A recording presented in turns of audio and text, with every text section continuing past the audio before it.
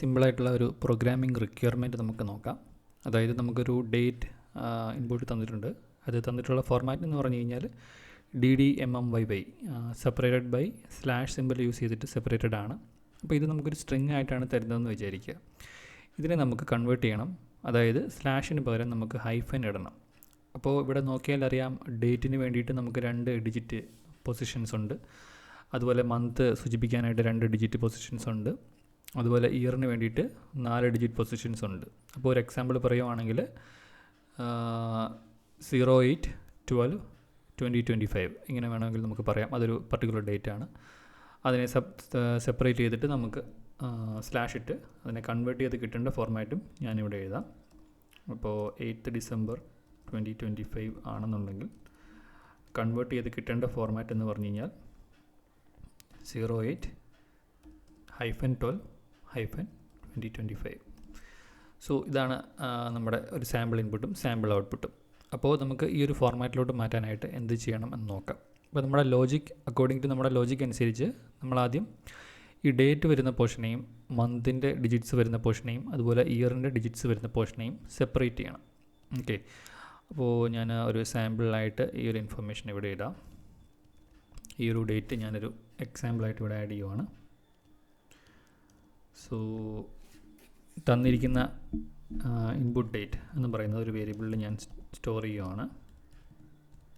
അപ്പോൾ അത് സ്റ്റോർ ചെയ്യുമ്പം അത് സ്ട്രിങ് ആയിട്ടാണ് സ്റ്റോർ ചെയ്യേണ്ടത്. സോ ഞാൻ സിംഗിൾ കോട്ട്സിൻ്റെ അകത്ത് കൊടുക്കുവാണ്.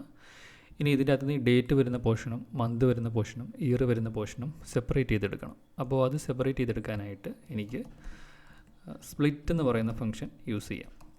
അപ്പോൾ ഡോട്ട് സ്പ്ലിറ്റ് കൊടുത്തു കഴിഞ്ഞാൽ എന്ത് ക്യാരക്ടർ ബേസ് ചെയ്തിട്ട് സെപ്പറേറ്റ് ചെയ്യണം എന്നുള്ളതും പറഞ്ഞു കൊടുക്കാം. അപ്പോൾ എനിക്ക് ഇവിടെ സ്ലാഷ് വെച്ചിട്ടാണ് സെപ്പറേറ്റ് ചെയ്യേണ്ടത്. അപ്പോൾ ഞാനത് കൊടുത്തു കഴിഞ്ഞാൽ എനിക്കിത് ഓരോന്നും ഓരോ പാർട്ട് ബൈ പാർട്ടായിട്ട് കിട്ടും. അപ്പോൾ ആദ്യത്തെ 2 ഡിജിറ്റ് ഒരു പാർട്ട്, നെക്സ്റ്റ് മന്തിൻ്റെ ഡിജിറ്റ്സുകൾ രണ്ടും ഒരു സെപ്പറേറ്റ് പാർട്ട്, അതുപോലെ ലാസ്റ്റ് ഇയറിൻ്റെ പാർട്ടും സെപ്പറേറ്റ് ആയിട്ട് കിട്ടും. അപ്പോൾ ഇതിൽ ഡേറ്റ് മന്ത് ഇയർ ഇങ്ങനെ ഒരു ലിസ്റ്റ് ഓഫ് സ്ട്രിങ്സ് ആയിട്ടാണിത് സെപ്പറേറ്റ് ചെയ്ത് വരുന്നത്.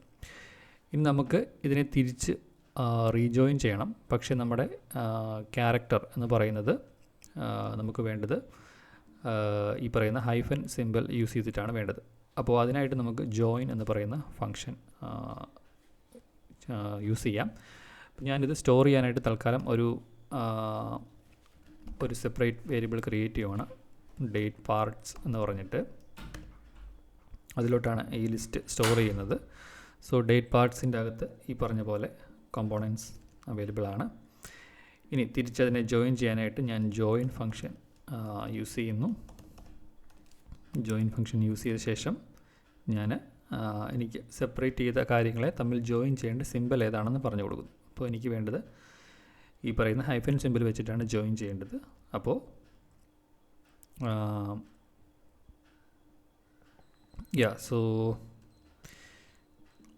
ഇതിൻ്റെ യൂസേജ് എന്ന് പറഞ്ഞു കഴിഞ്ഞാൽ എന്ത് ക്യാരക്ടർ വെച്ച് ജോയിൻ ചെയ്യണമെന്ന് നമ്മൾ ഫസ്റ്റ് പറയണം. എന്നിട്ട് ഡോട്ട് ജോയിൻ ഫംഗ്ഷൻ്റെ അകത്ത് വേണം നമ്മൾ ഈ ലിസ്റ്റ് പാസ് ചെയ്ത് കൊടുക്കാനായിട്ട്. അപ്പോൾ അതാണ് അതിൻ്റെ പ്രോപ്പറായിട്ടുള്ള മെത്തേഡ് എന്ന് പറയുന്നത്. സോ നമുക്ക് ഇപ്പോൾ ഇത് കമ്പൈൻ ചെയ്ത് തിരിച്ചു തന്നിട്ടുണ്ട്.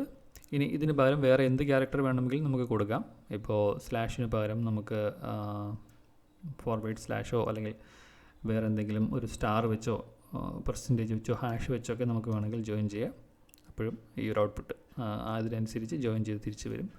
നമ്മുടെ റിക്വയർമെൻറ്റ് എന്ന് പറയുന്നത് ഹൈഫൻ ആയതുകൊണ്ട് സിംപ്ലി ഞാൻ ഹൈഫൻ സിമ്പിൾ വെച്ചിട്ടാണ് ഇത് ചെയ്യുന്നത്.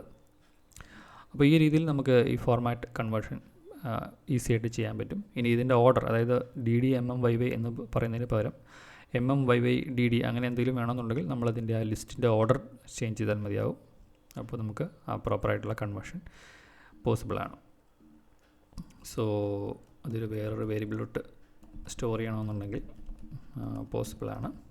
Then we can print out that date also.